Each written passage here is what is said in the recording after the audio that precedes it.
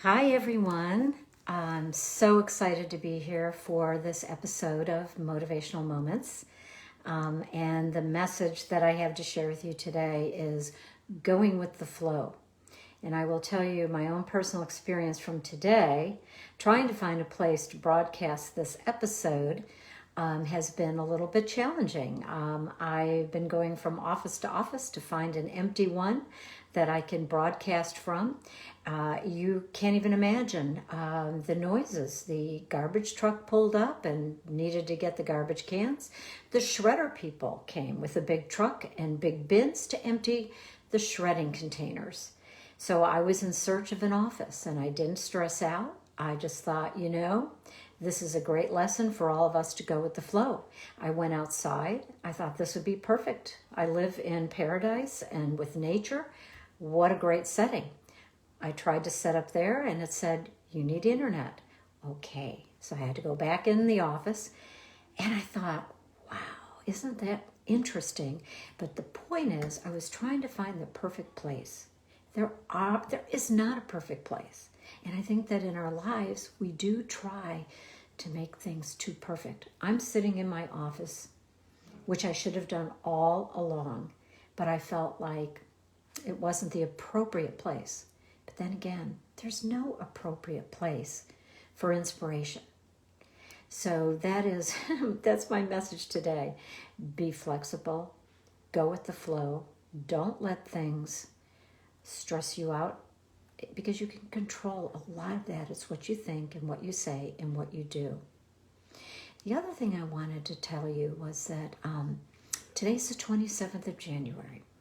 I don't know about you, but I think a lot of us, including me, has had a more difficult time getting things started in the new year. There was just, the epidemic, the pandemic is still going on.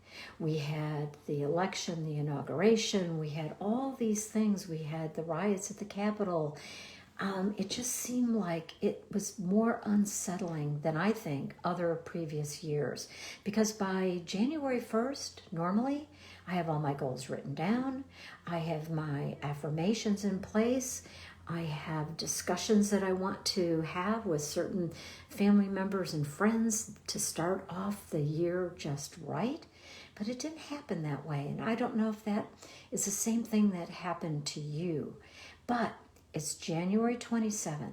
And what I believe is that if we could start the year out by setting our goals by the end of January, I think that's empowering. It doesn't have to be January 1st. It actually doesn't have to be January 31st. But for me, I needed a deadline. And I can do it in the next 5 days to plan out 2021.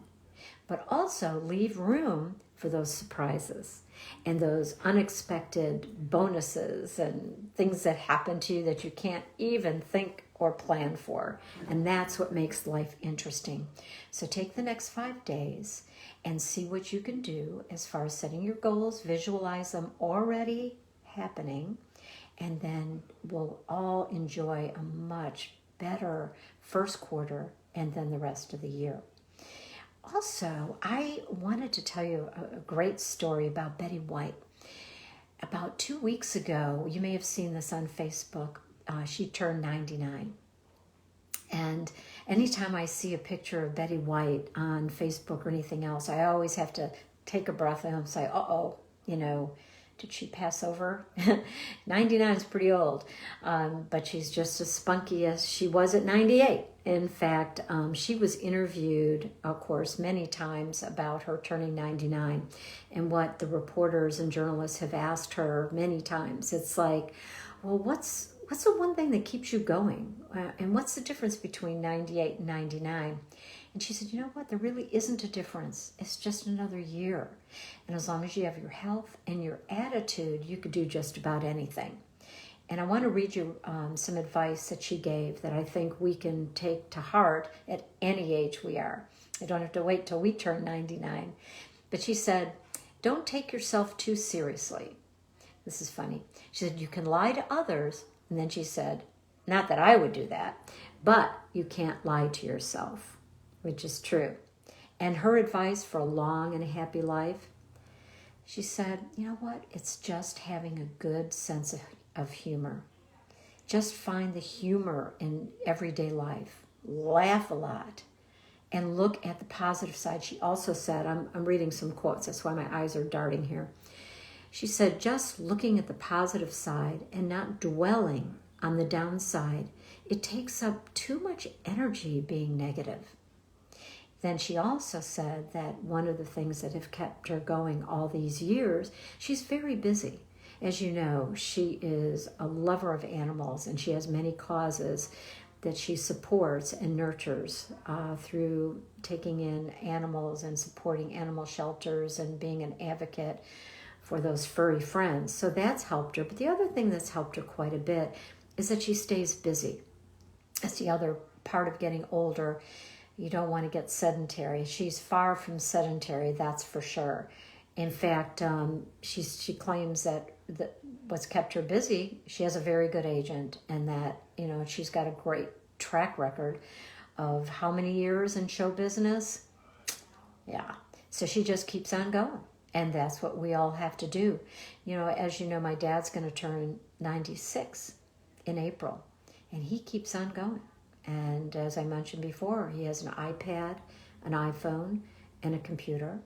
And he is still learning and absorbing and keeping his mind active, takes walks, takes photographs. So, you know, we can have a nice, long, healthy, productive life.